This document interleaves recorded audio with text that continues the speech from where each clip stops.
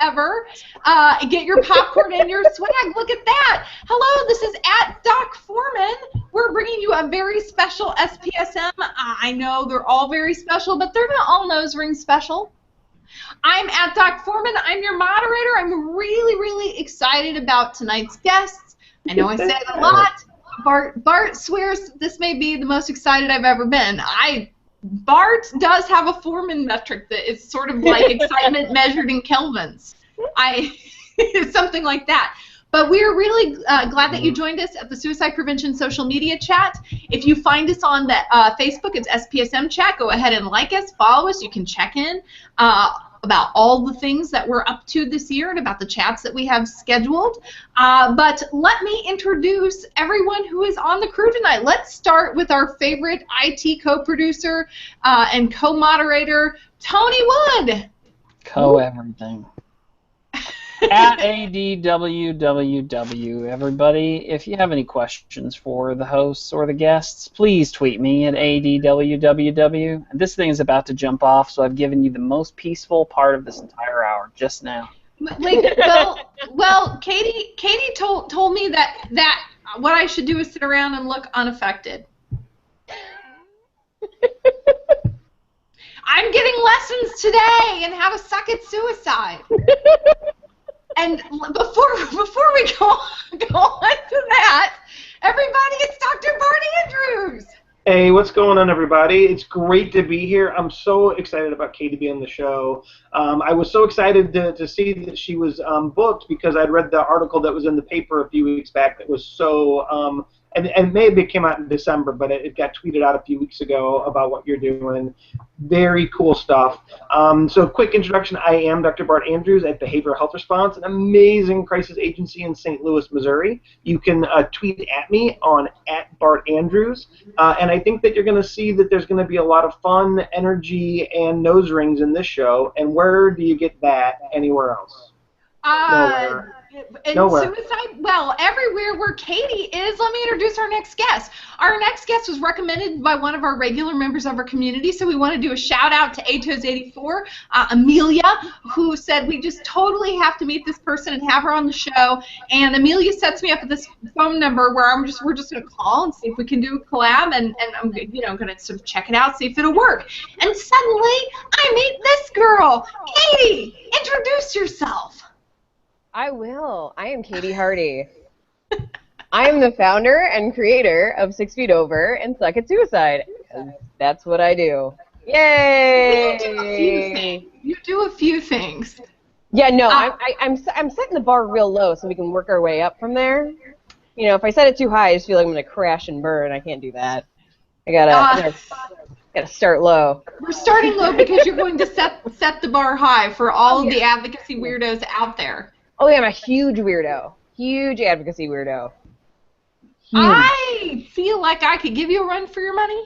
I think we would have a salad competition, for sure. We're going to do it tonight. We're pretty good. Metal as fuck. Metal as fuck, yeah. I don't know. I'm not very metal. I'm sort of Paul Simon-y, but I'm trying for tonight. So there went the explicit tag. That took exactly 4 minutes. So Paul Simon-y? Paul Simon-y. No, I'm sorry, Tony, check me on this. Paul Simon-y? Paul Simon-y I don't think is a thing, but if it is a thing, Foreman is definitely Paul Simon-y. Okay, all right. I've been checked. But it's not a thing. Proceed. Nobody says that. It's not like a thing. No. I'm making it a thing. I'm bringing it back. 1973 is back. No, speaking of things that are back, Katie.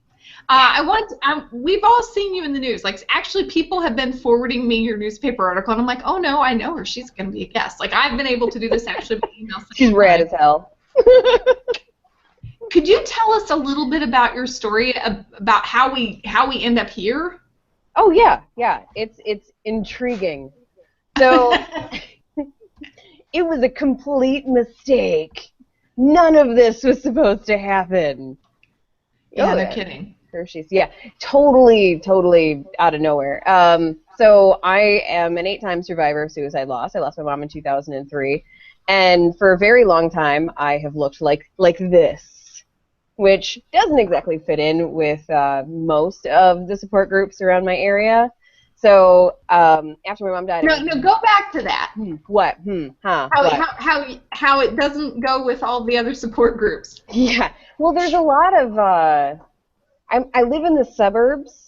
And there's a lot of like cable knit sweaters, and they put sweaters on their dogs, and yeah, I don't fit in. I don't Polo fit in with shirts, that. perhaps? Oh yeah, no, tons of polo. Yes, I figured. Designer jeans. They're very much all about how things look, just so. And I am not the cable knit sweater kind of lady. No one would know this by looking at your house behind you. What are you talking about? This lady's like half naked and full of tattoos and like surrounded by skulls.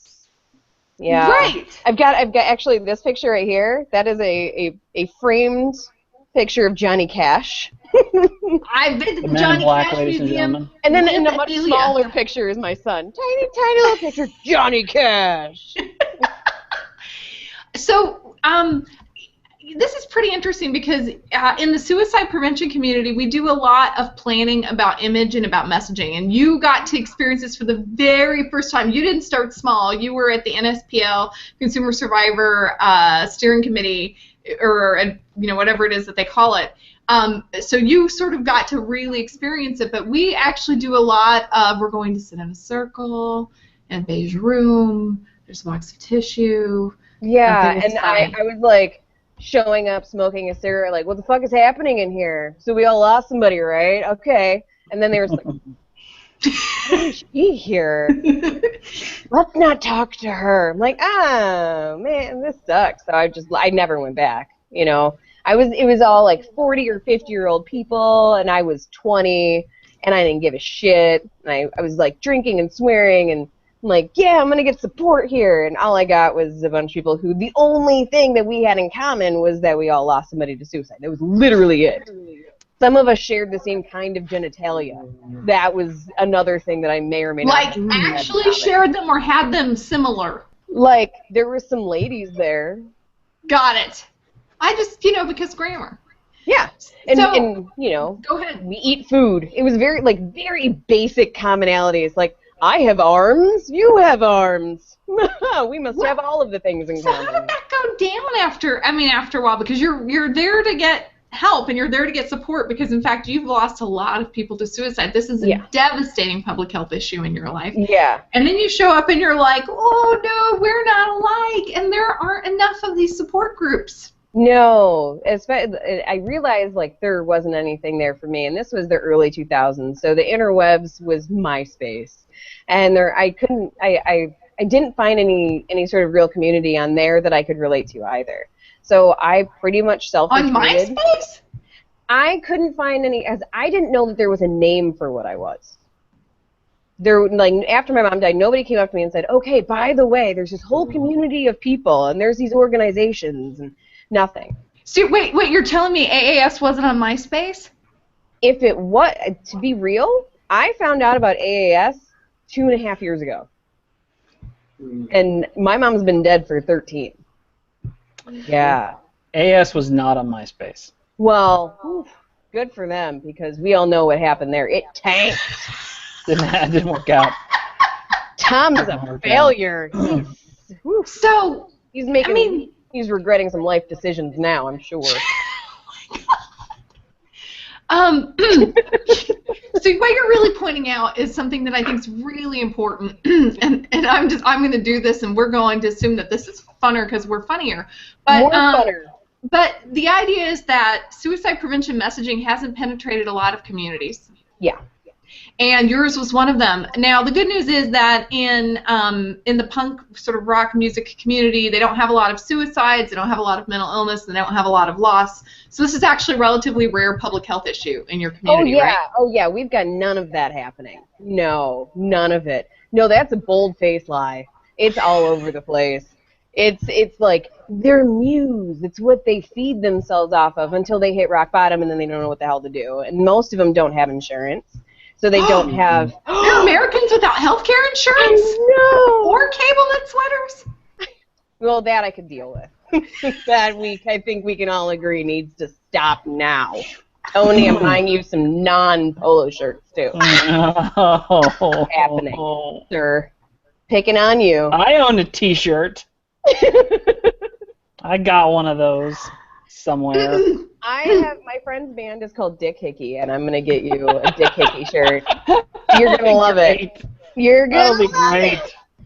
That'll be great.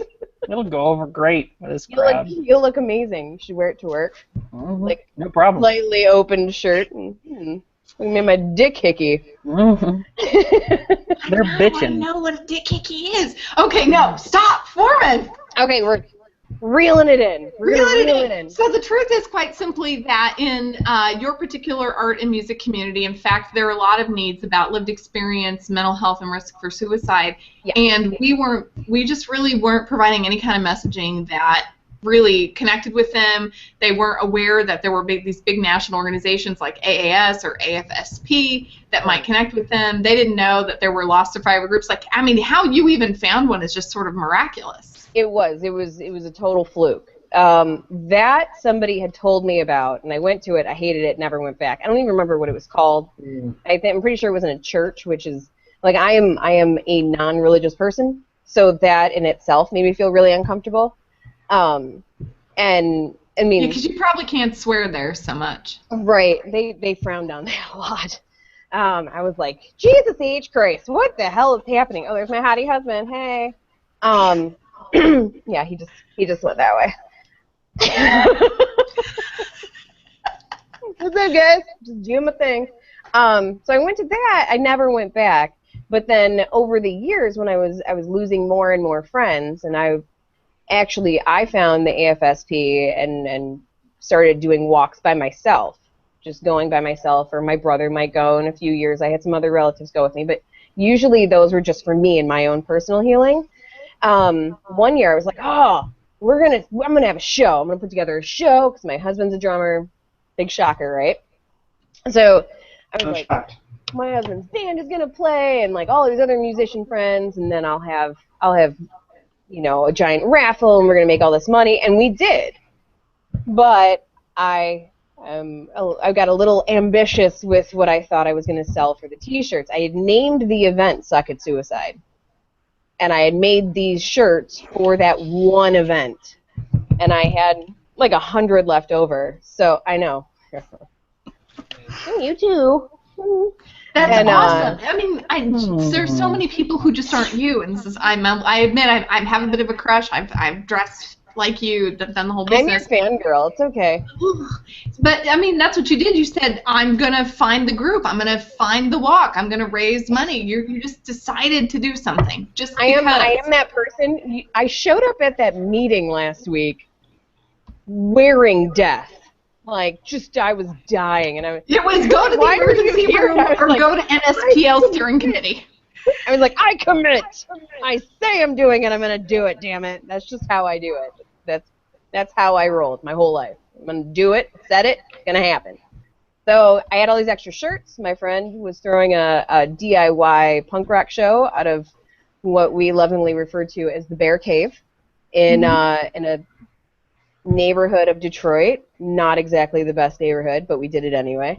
And I realized, and this was 4.5 years ago, I had all these shirts, and nobody from my own community wanted to talk to me about it. They'd come over, they'd look at it, like, oh, that's cool, oh, yeah. And then they would just walk away. This happens. Let me tell you, this happens to me from the cable knit sweater ladies. But not the ones at the group, like the other ones, like at the soccer moms, because they're like, now, wait a minute. And I have to tell you, I have to have an opening line just to talk about what I do, that people will talk to me and they won't either burst into tears and disclose in such a way that they're going to regret in about 20 minutes or run away from me and totally reject me. Yeah. See, that's general public. These people need to be bad. They're hard. You know, they have this persona of non-feeling, and it has changed over the years, but just 4.5 years ago, that wasn't the case. They come over, they get creeped out, they walk away. And some of these people I've known for years, and they didn't want to talk to me about this. And so I had met somebody there. Her name was Jen Koss, and she really liked what we were doing, and she really was all about it. She was like, she traded shirts with me. you know, because she was peddling her wares as well. Like shirts at the thing, or just like switch shirts? Well, like no, she gave me a shirt that she was selling, and I gave her a shirt that I was selling. You didn't just like swap clothes? No, because I do have a standard for my own dignity. Damn it! I should get that. Yeah. This goes back along with, like, I'm not a stereotype, April. Okay? I have tattoos and I have piercings. It does not mean I publicly get naked. Control yourself, woman. I'm gonna work on my own internal. You need to calm down. I thought maybe you'd trade clothes with me. I was getting excited. No, we could. That shirt would look great on me. I got a massage with my friend who she got a Groupon, and we were a couple today. So we had a couples massage, and I was like, oh, hey, friend, let's just get undressed in front of each other and get a massage. It's the weirdest, most bizarre thing. It worked out really well. It was a fantastic massage. But I'm pretty sure that I have no more secrets with my friend Liz. None. They're gone. Liz, if you're watching, you're now a friend of the show. Liz, thank you for not judging my cellulite. Oh. Yeah. So you swap shirts. Now explain for the people, like let's say that you're Paul Simon and maybe you don't go to as many Dick Hickey concerts. Right. Mm-hmm. Or events like that. Explain about the way that you came, like the merch and the things like that, like how that's really a part of the music culture. Because a lot of what you're doing really is actually very specific. It is very demographically specific. I don't sell anything that I myself wouldn't wear. All of the men's stuff is stuff that if my husband wouldn't wear it, I won't buy it. And the reasoning behind that is if I can't get the community to wear what is made to spread the awareness, then there's not going to be any conversation about it. They might buy the shirt to support us, but if they don't wear it out, we're not really going to be getting what we want out of it. Yes, we want the funds to be able to help families, but in the real world, if somebody goes to a show and is wearing a shirt with what you can do to help somebody in crisis on the back, and like real world, not big fancy words that people don't know, no bunches of letters that are all piled together that mean things that they don't know, and it's step one, ask them if they're okay. Very, very basic thing. You know, listening and making jokes about it. You know, just like you need to be able to have these people talk to each other about it. And this is a conversation starter. The logo itself is a conversation starter. People tend to like it. It's very symmetrical. It's kind of got a retro feel, but a punk rock feel. It goes into so many different genres of the music scene that people can appreciate it. So the name also catches some attention. Now I could have just slapped a sad little kitty on there and called it a day, but if I had done that, people would not have taken it as far as they have. It has like a little mini following, like an allegiance. It does, and can I tell you? I mean, that's like you have. If you can't imagine a public health agency like that's run by the state or the federal government being able to do a Suck It Suicide campaign or logo, but the truth is that because you did something that was really catchy, specific, and appealing, and you didn't have to vet it through a whole bunch of people, and because you're just a force of nature, I mean, you were able to create a campaign yourself. Yeah, I just bulldog my way through life, pretty much. Yeah, I went. Smile. Yeah, I'm infectious. I'm like the little capuchin monkey in Outbreak. I'm like, yeah, it's like that. Please, somebody meme that. Please, somebody meme. Capuchin monkey. I'm trying not to laugh so loud I blow out the mic. My eyes are watering. Bart, do a little wrap up. Oh. Well, on the Foreman freneticism scale, I think we're at a 9.5-ish.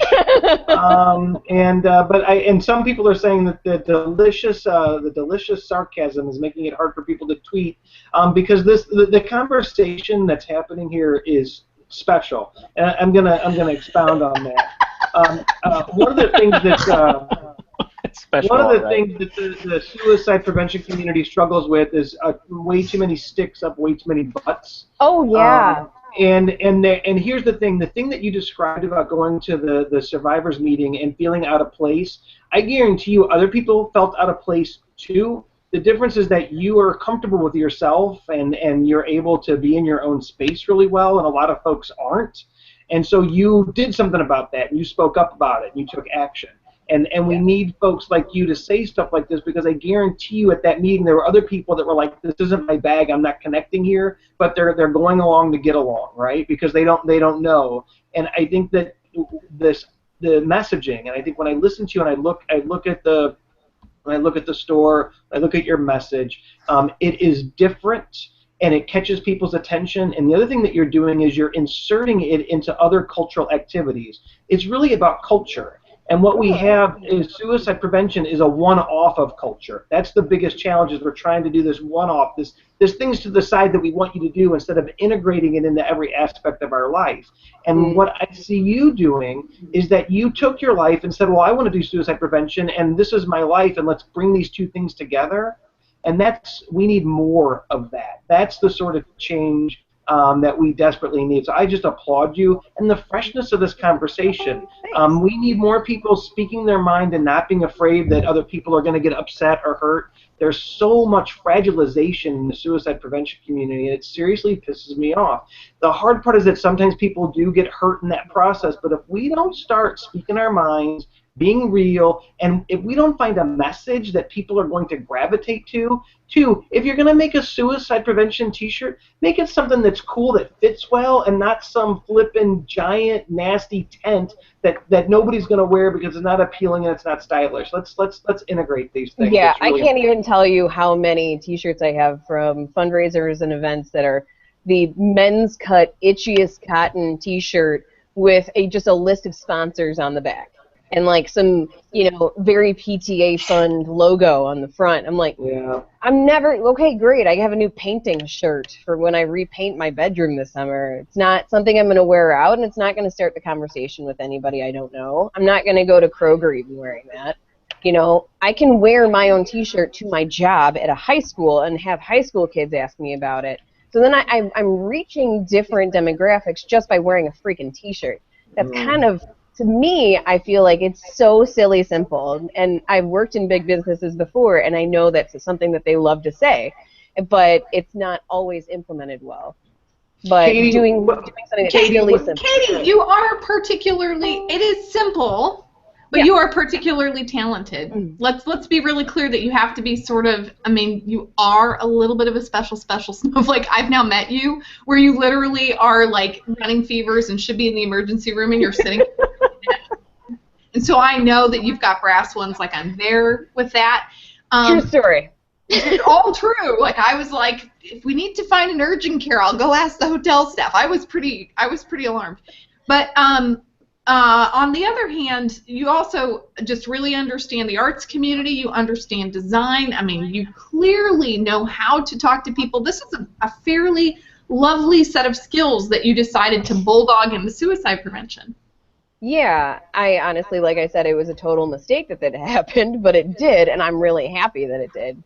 I found out that I'm actually really passionate about this, and I get really fired up about it, and I'm like, the mental health people, you will do it, we can do it together, yes!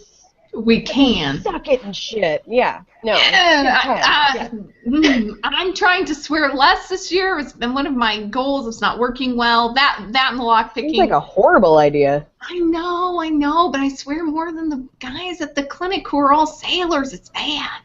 So no. No, it sounds to me like they're just really bad sailors. Oh. They're letting everybody down. They need to live up to their legacy. Okay. Hashtag Navy, everyone. Hashtag my brother was a sailor. So one of the things that someone's talking about, that I actually want you to talk a little bit about, which is a particularly poignant issue, is that there are a lot of people who don't have mental health insurance, and not only that, but after somebody dies, because you guys don't just get people to talk about the fact that suicide is happening. It's a public health concern. We need to ask after people. We need to have some language about this. You do advocacy work and support work, but there's another piece that you do that's actually really critical, speaking of lack of mental health resources. Right. So now I assume that you're going into what the nonprofit is for. Absolutely. Okay. So after doing Suck at Suicide as a nonprofit, but doing things to raise money for people who recently lost somebody to suicide, we realized, me specifically, that I was raising a lot of money for my friends' funerals and their families. And they didn't have the money. And then thinking back on that, my mom, she had a bunch of insurance that she had taken out, but my family only got a portion of that. Now, if she had some life insurance, but not nearly as much as she had, we would not have been able to pay for a funeral.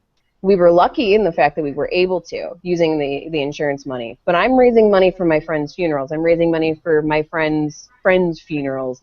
And it was baffling to me, because they're borrowing money from other people around them, and then that's creating rifts between them. And, I can't talk to Uncle Jerry right now because I owe him, $500 that I haven't been able to pay him back.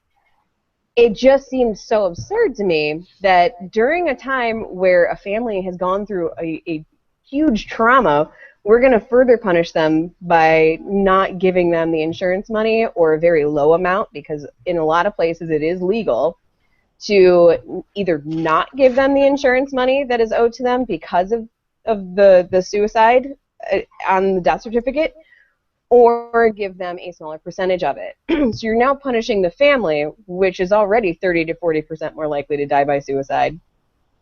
And then you're going to add extra stressors like money, which is one of the things that can trigger somebody. It's like you are just perpetuating this horrible cycle. So after seeing this, when I put together the nonprofit, and when we put together the nonprofit, because it was a whole village, that's our main purpose. We help people, we help families who've recently lost somebody to suicide with funeral costs, memorial services, and very importantly, cleanup, which is something that a lot of people don't think about, and family members aren't aware that in many cases they don't have to do that, but impulsively they want to get it done. But that's also a trauma I don't want families to have to go through.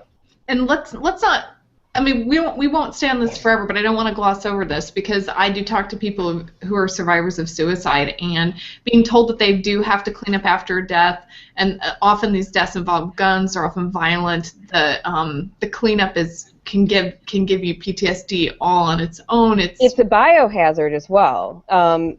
I know in Michigan, the insurance that is required to own and operate an apartment building, you have to have it in your insurance to clean up a biohazard mess. So if a loved one dies in an apartment, it's not your responsibility to clean that up. The apartment building's insurance should be picking that up and doing that for you. We have an affiliation with the Michigan Crime Scene Cleaners. When I say affiliation, I mean they're super fucking rad dudes, and like they want to help people. They're two firefighters who work in Warren. They work this side project, and they love what we do. I haven't been able to use them yet because people are unaware that is a service that we want to provide, and they're also unaware that it's something that they might want to consider. They think that they're going to save money, but they're hurting themselves by doing it. And it makes me angry. Know that we do this, people. I want to help you. Well, I talk like you sometimes. No, sorry. It's very rare that people will say things that I will say. Turning into a pirate now. We're talking about sailors. Has Tony showed you how to use the hats for that? The what? They're Google hats. There's hats and There's shit on here? Yeah. There's like, Tony, show her how to get to the effects. I don't know if you knew this, but I love accessories. So let's do that. Oh my gosh. It's so complicated. So let's talk just a little bit about this, and I'm going to let Bart reframe while we look for hats.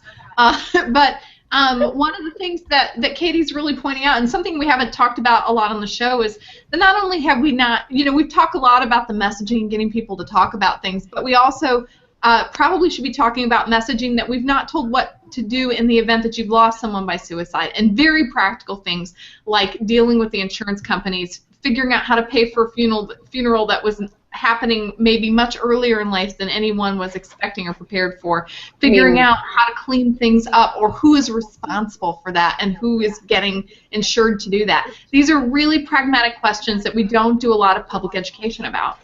Bart, do you have any thoughts? Well, I think I have many thoughts. There's so much goodness in what Katie is sharing.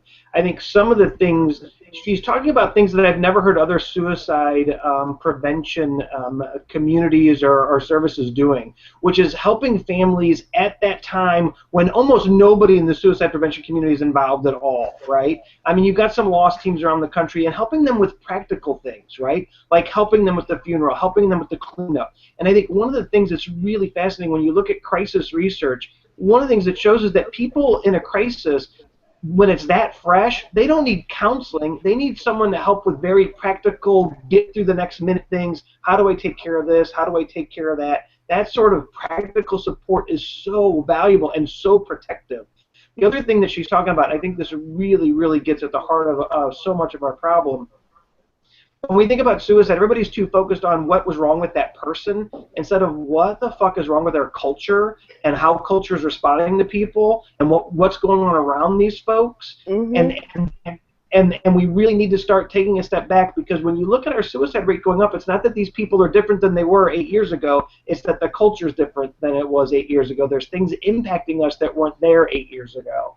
And so one of the things that Katie gets at is this whole concept of cultural intervention. Not just suicide prevention messaging, but helping people as people when they need it the most with practical life things. Because that's really what it is, not how not to die, but how do we live, right? And that's really one of the things that she's getting at that I think is just so incredible. Yeah, I thank you. Thank you, Bart. He's good, isn't he? He's real good. I like that. I like this guy. We should hang out, Bart. Yeah. I mean, as a numerous survivor, I've realized there was nobody there who just like, here's what you're gonna do now. Here's the things that are available to you. These are things that are gonna help you. Just knowing that it's not okay for somebody to suggest that we opt out of saying that she killed herself in an obit. Like that's not okay to say to somebody. I found out that there are a plethora of funeral homes that don't refer people of suicide loss to any resources in their area. Yeah, that's pretty normal. Yeah, I learned that. Yeah, I learned that. I did a tour at a morgue in Parrish, in Louisiana, where Frank Campbell lives, and they've employed a psychiatrist, and they will discuss the suicide. They will discuss things like that. You can donate. You can, in many cases, do organ donation, and the family may not have known. And it ends up being very healing, but very basic counseling in the immediate hours after suicide's been initiated or has ended.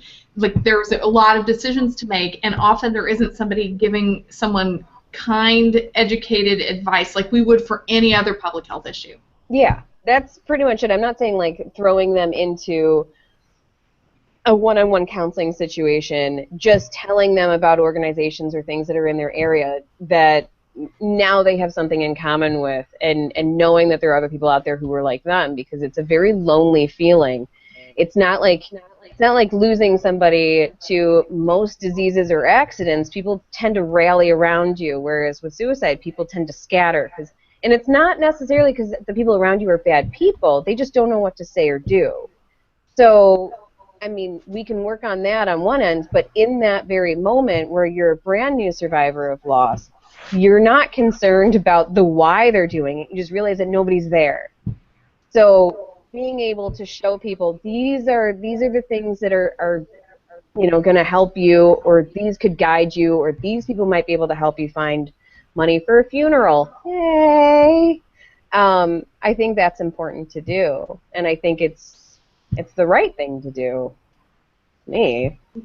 Yes, but remarkably, if you put a kitten that says it's the right thing to do, I don't know, maybe that might work in certain circles. But I mean, the whole point is that my kid's first grade classroom, I'm sure, has one of those. Hang in there, buddy. There The cute animals of suicide prevention totally needs to be a meme. Can we make a calendar? Oh, I'm sure. The cute animals of suicide prevention, and then we're just gonna like superimpose our faces onto cute little baby animals. Can I be the sloth? No, my son will fight you for it. He's got a big sloth T-shirt he's like super into right now. And then there's Claire Flynn, what's her name, from Ireland, who is also taking pictures of sloths in suicide prevention. What is that? That's a thing? Yeah. Apparently in Ireland. I am now the most excited lady in the room. That is saying something. Everybody is really, I just want to do just to check in for a recap here, because everyone's really talking about the fact that we haven't talked about this topic before, which is counseling and immediately following a suicide, about the practical things to do, about things like cleanup, about things like funerals, and not talking about the financial costs. We also have had a lot of conversation about there not being adequate access to healthcare insurance or ways to get counseling. And I know that the good news is that the musician community, everybody usually is well insured, and they have really fabulous healthcare coverage, especially parity and mental health care coverage, right? Yeah, no, not at all. No. That's actually, yeah. Oh my gosh. That's one of the things that in the future we really want to be able to help people with, is move into more of financing a prevention or wellness kind of aspect. So that way, if somebody does find a doctor in their area, we might be able to assist them with payment somehow. Or even if it's just transportation, which is a struggle for a lot of the people that we know. Well, you're telling me people don't go to therapy because they don't have cars? Once again, I'm shocked. P.S. By the way, I do live in the Motor City, so our entire landscape is built around having a car. Our mass transit system is a big pile of shit that is covered over with a gravy of like yeast infection urine. It's the worst. It's the worst. Doesn't sound good. Pretty picture. Meme that one, guys. Hey, you've got water. Do you got water? Don't complain. You've got water. You're better than Flint. You've got water. Come on now. Here's where I am. But if you're over here, you're screwed when it comes to water. Even though there's a big lake right here. They get their water from us. Yeah, no. Water problems, man. So if you live in a place that doesn't have good transportation infrastructure, or you do a profession that does not have good access to healthcare coverage, then even if you knew that you needed help and you were willing to seek it, other than calling the crisis line or showing up at the ER and giving a fake name, you don't have a lot of options. There are very minimal options. I actually know a lot of people who have bought antidepressants off of the street. That's like an actual... That's a thing. There are drug dealers for antidepressants, antipsychotics. Yeah. Yep. Mm-hmm. Yes, I do know that. And then they Google what they should take. Or Mexico. You can get them shipped in from the out of state. MexicanPharmacy.com. Yeah. The quality is not good. From Canada. I bet it isn't. It's a thing. Are you having any reactions to this? Yeah, I mean, well, it sucks. This is, so, I'm going to go on my... I don't know what to say. Yeah, okay, so I'm just going to go on my... So this is really interesting. There's this rugged individualism culture in the United States of America. We're the only industrialized nation that doesn't have universal health care. I mean, let that sink in just for a minute, right? We're the only industrialized Western nation that doesn't have universal health care. Yeah. And the other thing that's really frustrating about this is that our politicians are making these decisions, and it's interesting, it's people voting for them that are dying of suicide. I think this is one of the things that's utterly frustrating. It's middle-aged white male gun owners that are making up the bulk of suicides in this country. They tend to vote one way politically, and that group that they tend to vote for are the very folks that won't fund universal health care. They think that's the end of the universe for us. And so we have a rationed system for behavioral health services. You do not just walk in, even if you have good benefits. You don't just walk in and get behavioral health services. It doesn't happen. It's not uncommon. I get calls all the time, multiple times a week, from families with good health insurance, and they call for a psychiatrist. It's 3 to 4 months. For children, it can be 4 to 6 months just to have your intake. So I want to think and that's when you have insurance and you can pay for services. And so it's just really frustrating to imagine if you don't have insurance what that's like. And so we've got all these different factors. And imagine when somebody does finally reach that point where they reach out to get help, and then there's no place for them to go. So not only we reach out, call, get help, and then when they call and they try to set up an appointment to go see somebody, there's nobody for them to see. What message are we sending? That your life isn't important? This isn't important to us, and it's heartbreaking. If you were to tell anybody else who is struggling with any other disorder, disease, or illness, I'm sorry, we don't have any beds available. What? There would be a total outcry from all of the publics. If you were to tell a 12-year-old with cancer, I'm sorry, we can't take you in the hospital because there aren't any beds. And oh, by the way, we're the only hospital around that can take you for like 300 miles. People would throw a fucking fit. But if a 12-year-old is exhibiting suicidal ideologies and has a plan, we don't have a bed for them. Sorry, go home? Yeah. Quit being manipulative and trying to get attention. Go home. Right. Oh, no, you forgot where we personally insult them first. No, absolutely. So, I mean, this is another thing that I think that Suck at Suicide is doing. That we have a lot of awareness campaigns where, like, ask the question, are you okay? Learn the signs. Well, so then once you do that, then what? Yeah, that's the thing. That's the biggest question. I mean, I struggled with it for a long time. I would be very, very concerned about a friend and be like, oh, what's wrong? You know, I'm here. I get it. Totally. And they'd be like, yeah, I kind of want to die. And then I'm like, I got nothing.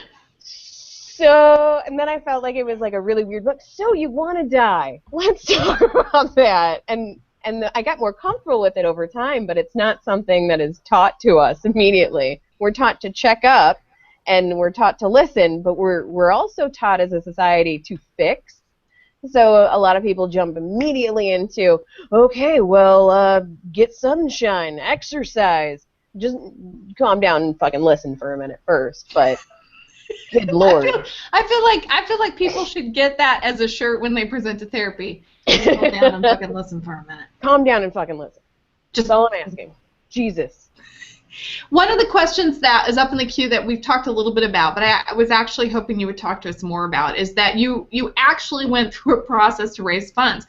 A lot of people come to me and say, I have this great idea, and the truth is that there is no money fairy in suicide prevention who will come down when you have a good idea and then give you money for it. And you've actually had to come up with a system for raising money to help people. And this I know has involved many people, many hands, but I mean, you've actually come up with a system. People are dying to know. What kinds of things have you done? To raise money? Mm-hmm. Desperate times call for desperate measures sometimes. Currently, we've got our online store, so we raise funds through selling merchandise. There's that. For specific families or for us, we've done a lot of shows. In the community that we spend the majority of our time in, it's filled with artists and musicians. So we spend a lot of time listening to bands, and we spend a lot of time at bars, and we spend a lot of time at festivals, and setting up and selling stuff there and talking to people, taking donations. We also, every year, have an annual comedy event. This year it'll be April 9th at Smalls and Hampton. Wait a minute! You use comedy to prevent suicide? No, stop it. And that lacks decorum. You can't do that. That's insensitive. Insensitive, minimizing. What are we doing here? Unprofessional. Unprofessional. We thrive on the thought of how unprofessional we are. Somebody mean that. Like, I love that I'm not very professional. I think that's great. It makes my heart so very happy. I think it's perfect for us. No, yeah, we've got a ton of people who rally around us and they want to have a good time while they do it. Suicide doesn't always, and mental health, you don't have to just sit around and with like sullen faces and death. it can be funny. You can talk about what you're going through and make jokes about it. But when are you going to have a bibliography and a PowerPoint? Are there no PowerPoint at the comedy show? Wait, stop. This is wait, whoa. There's no PowerPoint at the comedy show. There's no three-pronged attack to doing it. You get shit to raffle. Last year we raffled off fake body parts and a chainsaw. Wait, you might want to stop. Back! Oh, okay. Now let's talk about when I first met you. I'm out. And you're all like, and we're on the phone, and you're all like, yeah, I've got these wisdom teeth in a jar. It was like it must have been 2 weeks after I had my wisdom teeth out. Yeah. Yeah, and I Well, you're like, I'm only keeping one. I'm not weird. And the jar next to my husband's in the basement in the den, and then the others going to the jeweler's. So you're maybe raffling. What you're raffling off may be a little unusual. Oh yeah. Actually, my friend who I gave 2 of my wisdom teeth to, she's going to be giving us something to raffle off. She has an oddity shop. It's called Painted Lady Trashins, and she works out of the Rust Belt. It's like a little indoor Etsy place. And she's like, oh yeah, I'll like pin up a bat or something, frame it, and I'll give it to you for that. Yeah, we have got some rad ass shit. Yeah. Oh, where are the pictures of your raffle? Oh gosh. Please tell me you've Instagrammed that. Well, Instagram is something that I've grasped onto this year. They're probably in a pile of our Facebook pictures, though. But okay, I'm gonna look. Yeah, go. Yeah, look in like June of last year. I think June was when we had it last year. I'm pretty sure. Bart, run the show. I'm looking for rad pictures of rad ass shit. So there's one guy who won a bunch of stuff, and he had like this arm and a foot and like some fingers or something on his bed with some paintings that he won. It was really awesome. It's like having 2 Foremans on the show. This is really. I know, I'm totally into her. So there was a question, Katie. One of the questions was, because I think people want this everywhere, right? What you're describing, what you're doing, people. What is your service area? How are they eligible? How does this work? How do people get you? And is there a service region or catchment area or eligibility? Currently, we currently, we only service the surrounding counties of Detroit. Now that's just current. Because we have had so much enthusiasm, it is going to be up for discussion for our board, and we're going to try to figure out very, very, deeply. I said service and deeply, within 3 minutes. You got to give me a second. I love this more than other things. Okay. So we're gonna really work on trying to go statewide, if not national, within the next year or so. At least that's my own personal goal. I need to bring that up to the rest of my board. Kind of a big deal. But we've had so much interest in it. Now, if you do live within our Tri-County area and you go to our website, which is www.6ftover.org, there is a place to apply on there for financial assistance, but you have to be living in the counties that we currently are allowed to cover via, IRS stipulations. But if IRS? We don't need that. Let's just get rid of it. So do you have Pinky and the Brain pictures? I'm sorry, there are a lot of pictures. This is awesome. We do a lot of pictures. But if for some reason you are outside of our area, we will try to help you figure out what might be in your area that can help you. I can try calling around to funeral homes and see if, some of them are really good about taking monthly payments. We've actually had to do that before when our coffers weren't very full. So, anything is possible. Sometimes you just have to ask, and people might be willing to say yes. Yeah. Oh. So. That. Bart, when we get bigger, we're going to need people to run it. There was so much activity in that burst of chatter. What April? What was your question? So we say things a lot. And no, I'm looking through their Facebook page. There are more memes and photos that are just fabulous. Things I would send people. I like Unfuck Yourself. That was awesome. I will have to say the majority of our social media is done by Amelia, and she is a brilliant, brilliant little beautiful butterfly. Why am I not seeing more Unfuck Yourself? There's a lot of curse words, but not everybody's into that. If we lose more than 5 followers on our Facebook page a day, I feel like somewhat of a failure. But at the same time, I'm like, gotta keep it going, keep trucking. Well, I'm not finding the merch, but I'm finding just like all these fabulous memes. Like you could set these if you wanted to in a Hootsuite to roll, and you could have memes for a year.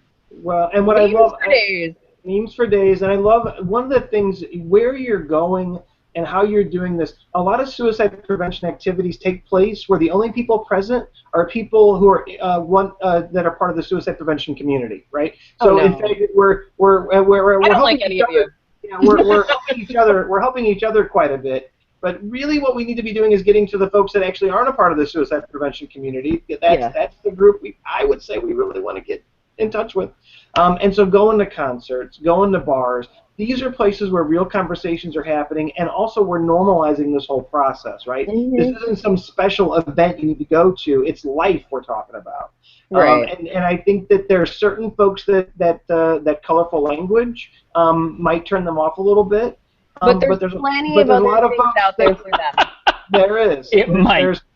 It might. But I think that, well, if we're trying to connect with folks, and the other thing, and this is key, people need to make an emotional connection with any awareness campaign. If people do not make an emotional connection with the information, nothing happens. It literally goes nowhere. That's just the way it is.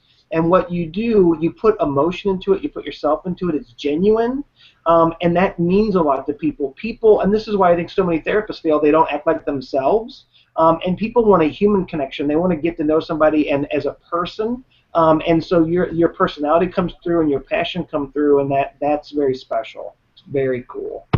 I am special. Special snowflake. I am a special snowflake. People like that you're deeply servicing people. Let me just tell you that right now. Very popular. Deeply servicing. It's not that more reverent, polished messaging is not okay to me. It's that I'm interested in messaging that's catchy. And what I really like about Suck at Suicide, I'm going through their memes and I'm noticing things that have 26 likes and shares, and there's over and over and over again.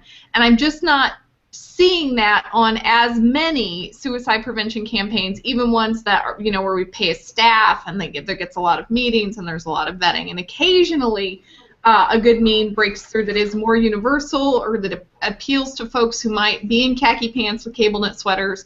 Not that there's anything wrong with that. Damn khaki pants. Okay, can I just okay, I'm gonna time out real quick. There has been one time where a conversation has happened about something that we posted, and it's because it got over 1.5 million views. Wow. That was the only time, and we were like, whoa, that was pretty successful, huh? That was our conversation, like, blew my mind a little bit. Anyway, and then we went about our business. We didn't need, like, a half hour of meeting time to discuss what was so successful with it, because obviously it hit somebody in the feels. Yay! It worked! That was great. We got a bunch of likes from it. People saw our page. That was pretty much it. We didn't need a meeting about it. What was it? It was a pie chart, I'm pretty sure, on anxiety. People love pie charts. Apparently that's like a thing. People love pie chart advocacy. People love pie charts. It's the new hip thing. Or the old hip. It's just hip. We like it. I'm hip to that. You're hip to so many things. Everybody is like digging the look and feel of the whole business today. They're into the chat, which is pretty funny because I will say SPSM has it's like being irreverent, being a little naughty in some of our humor, using funny hats. We're willing to have themes or talk with people we don't usually talk with, but there's sort of about hitting people in the feels and being willing to do things that are catchy and sort of off the cuff and doing more of what sticks. Yeah, and I'm sticky as shit, so yes, I don't plan on going anywhere. And then Quentin tweeted out your description of the road systems where you live, and I just want you to know that will go on to live after you. We're getting into our last 5 minutes. We hope that you have had a really great time with us tonight, and this is where we do final thoughts. And this is going to be hard for me today, and I'm actually going to bow out of having a final thought because my mind's a little blown on some of the content, and I need to sort of organize myself. Bart, I don't need to throw you under the bus, but I don't suppose you could help. Sticky. Yeah, professional bus accident victim is actually in my job description at work, so that's actually one of my specialties. I think one of the highest compliment to you, Katie. Look, Foreman is, if you didn't know this, Foreman is like one of the national experts in suicide prevention and messaging and in suicide intervention. She is at the top of this field, and she works and has contacts with the movers and shakers in this, and I've never seen her so starstruck as she has been with you tonight. No, and this is, I don't think you understand, I mean, this is a woman I'm just like a little nonprofit from Livonia. I'm like, I'm telling you, this is somebody that sits down with some of the most powerful people in the country. She is so impressed and so touched by what you're doing. It's really cool to see that. And I think that you just watching, and if you didn't, I mean, the thread just blew up when you started talking. I know, my phone's been... This has just been incredible. People are just popping all over the place with the message that you have. The word that really comes to mind is resonance for me. Everything that you do resonates, right? Emotionally, visually, everything you're doing, you've caught a vibe that's spreading, and so it's very, very cool. And what a treat to get to know you a little bit tonight. And Amelia has talked about you so much. And Amelia already, brags about you quite a bit, and we can see why. What you're doing is absolutely incredible. So, from everybody in the SPSM community, thank you. And I tweeted this out, and I meant it. You're changing the game. The things you're doing are game changers, and we need more. We need more. So that's mine. And Katie, do you have final thoughts? What would you like to tell the group as we're getting ready to head out? Well, that was awesome. Thank you so much. I really enjoy compliments, so thank you. And no, this has been a lot of fun. I really, really enjoyed myself here, and I feel super honored to be in the group of people and communicating with the group of people that I am now, because it's just, you guys are all kind of really smart folk, and like you said, you know a lot of people, and you chose me, and that you picked me. You chose me. Just made me feel really good. I can't quit you. You bought me tissues. So no, I was so sick. I was so sick. But no, I am overwhelmed, not underwhelmed, which rarely happens because remember where I come from, low affect. Tony, do you have a couple of... I think I know how I'm going to close it out. So, Tony, do you have any final thoughts for the evening? Could she be more genuine? No, could she? Could she be more? Could she be more genuine? Could she be more accessible? I don't think so. I don't think it's possible to be more genuine or accessible than Katie Hardy is. I am wearing pants, so I'm not all the way accessible. I think, well... off the show! No. We don't have to start with that. We can get into it. It's not a first date thing. We can get there. That's fine. It's totally fine. Was I supposed to behave on here? Everybody else got there. No. We'll get there too.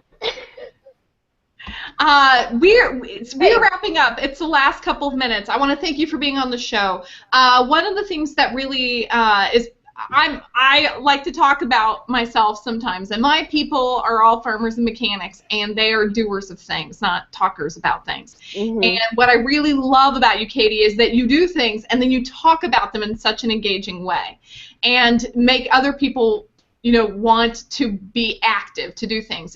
I don't think we need to come up with one perfect set of messaging about suicide, and I think what we need to do is look around us and start doing the kinds of messaging that the people that are getting affected around us, the places we know. We need to do the messaging that helps the people that we know.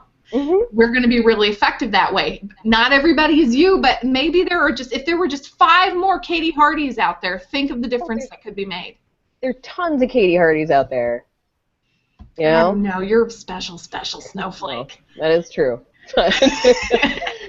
Well, eventually, if we go national, I'm going to need a lot of Katie Hardys to help me in these other areas because, you know, Absolutely. I like being at home and so as we're closing out, the final thoughts are, this is a wonderful model of somebody who understands her culture, understood what it needed, and then just did it, and didn't wait for the perfect time, the perfect messaging, and didn't even wait for the suicide prevention community to embrace her. She just decided to do it even when her own culture and her own community wasn't sure how. If there are people who want to prevent suicide and save lives, a way can be found. And so I just want to thank Katie for being on the show. This is exactly the heart of great social media messaging, and I hope that people are listening. Thank you so very much. We're about to not go live, but we will curate this message. We will be back next week. Interesting things planned. Like, oh, show us your hands. I don't know what to do with my hands. Tony, do it. Come on, Tony. No, Tony. Come on, Tony. Come on, Tony. Tony. And we're out.